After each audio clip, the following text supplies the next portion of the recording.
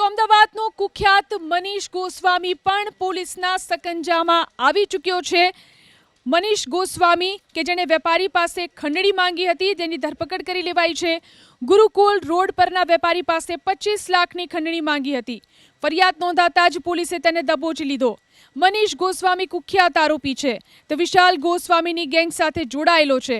ભૂતકાળમાં તેની વિરુદ્ધ અનેક ગુના પણ નોંધાયા છે।